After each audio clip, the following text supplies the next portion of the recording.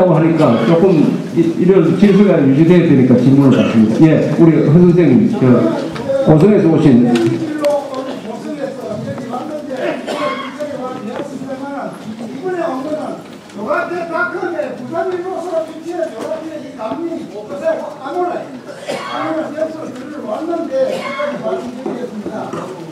강원순 시장을 그 자연분의 귀한 문제가 상당히 쟁점이 되어가지고 강원에는 사람이 모두 공부를 하는데 굉장히 기대를 했습니다.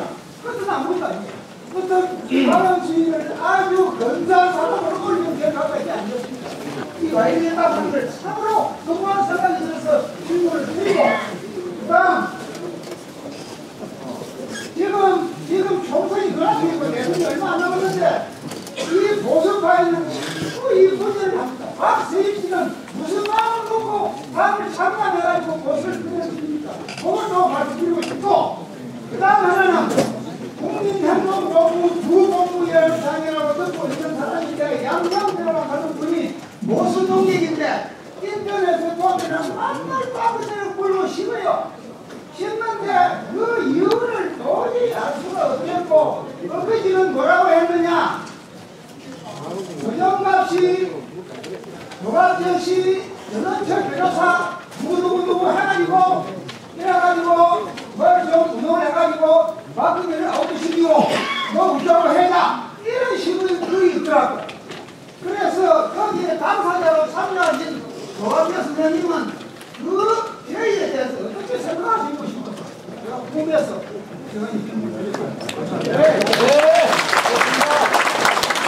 그 질문이 세 가지인데, 우선 양영태 그분도 아주 훌륭한 애국자시고 애국운동을 많이 하시는 분인데, 요새 박근혜 비대위 출범한 이후에 그 이름을 새누리당으로 막 바꾸고 하는 걸 보니까 화가 나가지고 대체할 정당을 만들어야 되겠다라고 하는 충격으로 그런 글을 쓰신 것 같습니다. 그런 생각을 가진 사람들이 많습니다. 그 새누리당이라는 이 이름은 참 한심한 장명이에요. 이거 아주 위험한 장명입니다. 이 이름을 잘못 지으면 평생 고생합니다. 여러분들 중에 부모님 때문에 고생하시는 분들 들어 계실 겁니다. 그런데 이 새누리당이라는 장명은 이게 우파 정당의 이름이 아니에요. 이게 좌파 정당 이름입니다. 새누리는 세상이라는 뜻이에요. 새 세상을 만들겠다는 정당입니다. 여러분, 새 세상을 만들겠다는 사람 조심해야 됩니다. 새 세상을 만들겠다는 사람은 좌익 아니면 신흥 종교입니다. 새 세상을 만들 수 없습니다. 헌 세상을 잘 보수를 해야 됩니다. 오래된 세상을 잘 보수해가지고 좋은 거 크게 만들고 작은 거는 이렇게 합니다. 그런데 전혀 이 한나라당에 애정이 없는 이상한 홍보 전문가가 오더니 새누리당이라고 해서 막 글로 가버렸어요. 저는 그 이야기를 듣고 이게 무슨 유치원 이름인가 했더니 전국에 새누리라는 유치원 이름이 굉장히 많더라고요. 거기다가 또 무슨 립스틱 비슷한 그런 마크를 하나 붙였는데 요걸 또 일부러 빨간색을 붙였어요. 빨간색. 청색이 원래 보수 세력의 상징이죠. 빨간색은 정치적으로 쓰면 무조건 이거는 좌익입니다. 자, 그러면 빨간 새누리당은 새누리당을 세 글자로 줄이면 뭐가 됩니까? 여러분, 빨간 새누리당을 세 글자로 줄이면 적화당이 됩니다. 적색당이 돼요.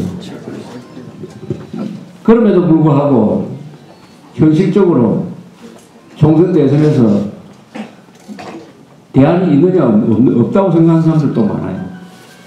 그래서 이 선거라는 것은 최선을 선택하기가 매우 어렵다.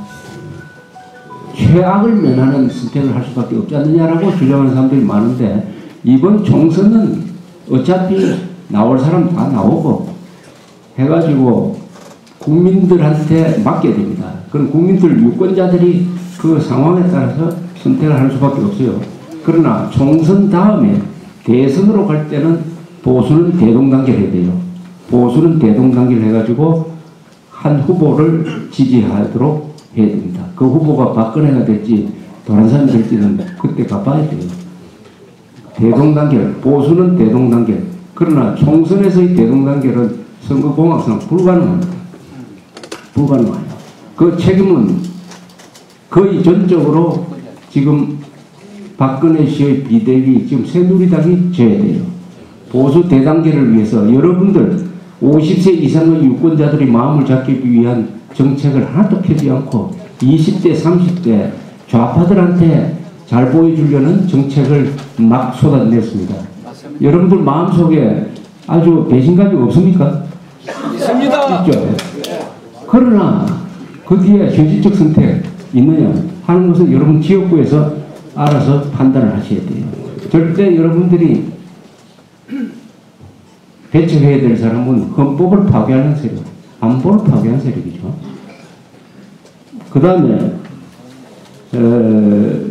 아까 박원순 시장의 병역 의혹 문제. 박원순 시장의 병역 의혹 문제는 제기된 게 한 2달쯤 됐어요. 2달쯤 됐습니다. 그런데 언론에서 제대로 보도를 하지 않고 이것도 인터넷에서 막 확산되기 시작했어요. 강용석 의원이라는 사람이 아주 여러 가지 문제점을 과학적으로 지적을 했어요. 그 다음에 특히 그 MRI 사진이라는 것을 입수를 했습니다. 이래 되니까 의사들이 또 들고 일어났어요. 그 사진을 판독해 보니까 지금 박원순 씨 아들하고는 체형이 너무 다르다. 이게 다른 사람의 것이다. 이렇게 의사들이 또 옆에 전문적인 의견을 붙였습니다. 이렇게 되니까 일반 신문들도 따라서 쓰기 시작을 했습니다. 여러 가지 행정적의 미스도 많이, 진단서를 끌어준 사람은 이 MRI를 찍은 데하고 진단서를 끌어준 사람이 또 달라요. 진단서를 끌어준 사람은 과거에 병역 비리로 한번 선고유예 판결을 받았던 전력이 있는 사람이 또 진단서를 써주세요. 그리고 그 엑스레이를 보면은 아주 뚱뚱한 사람으로 나와요. 그래서 강용석 의원은 뭐라고 주장을 하느냐. 이 63kg 밖에 안 되는 이 아들인데 어떻게 이 사진 보면은 90kg 이상 돼야 되는데 이건 본인 사진일 수가 없다. 이렇게 나왔습니다. 그래서 왈가왈부했어요. 저는 처음에는 강용석 의원 말이 맞는 것 같았어요. 그러다가 내가 밑에 기자들을 취재를 맡겨놓다가 한 마지막에는 내가 한번 직접 취재를 해봐야 되겠다 해서 제가 몇 군데 전화를 해보니까 저의 판단이 달라졌습니다. 제가 직접 취재를 했어요. 전화를 4군데를 했습니다. 4군데 하니까 강용석 씨의 판단이 잘못됐을 것 같다는 느낌이 들었어요. 첫째, 몸무게가 63kg가 아니고 80kg라고 저한테 얘기를 해줬어요. 80kg다. 그래서 의사한테 물어봤어요.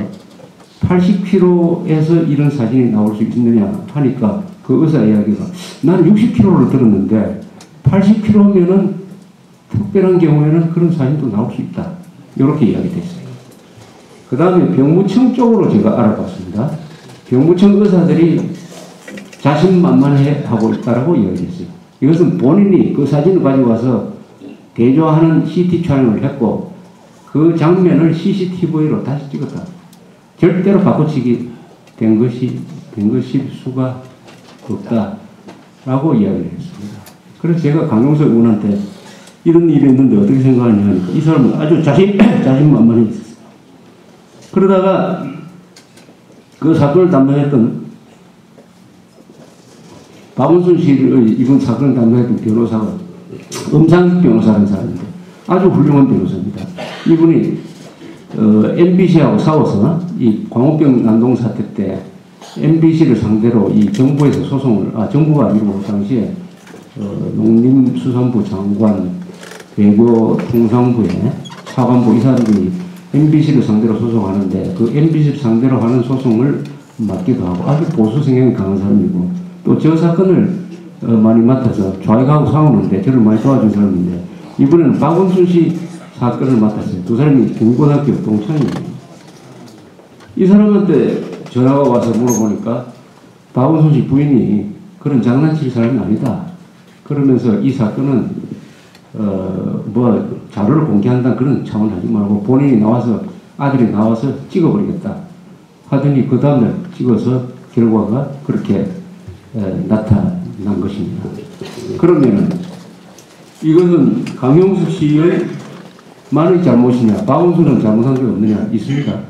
박원순 씨는 이런 문제가 제기될 때 고위공직자로서 조기에 구체적으로 자기 상황을 설명했을 때 의혹을 키웠습니다. 무대응으로 나오면서 의혹을 키웠습니다. 두 번째는 언론이 잘못했어요. 제가 현재 바닥을 뛰는 기자도 아닌데 전화를 딱 세 통화를 하니까 딱 진상을 알 수가 있었어요. 왜 이런 취재를 하지 않느냐. 요새 13억 돈상자 사건을 취재하지 않는 것과 똑같은 차원의 언론의 직무 태만이 있었어요. 그러면 또 하나 미스테리는 하나 있어요. 이 아들이 현재까지는 디스크 치료를 받은 기록은 별로 없어요. 그러니까 아주 특이 체질이라고 그래요. 특이 체질. 특이 체질이니까 의사들도 속고 또 이 진단서를 꺼내준 사람도 처음 아픈 것을 처음 알았다고 한다. 그러면은 이 정도 같으면 과연 4급 판정을 받아가 공익 근무를 해야 될 것이냐, 아니면 이 정도 같으면 현역에 들어가야 될 것이냐 하는 그 판단에 대해서는 사실은 별도의 쟁점이 남아 있었는데 강윤석 의원이라는 사람이 막 손을 들어버리고 어디 사퇴하니까 꼭 따져야 될 문제는 그런 또 넘어갔습니다. 요게 제가 경험한 사건의 진상이라고 말씀드릴 수가 있겠습니다. 이상입니다.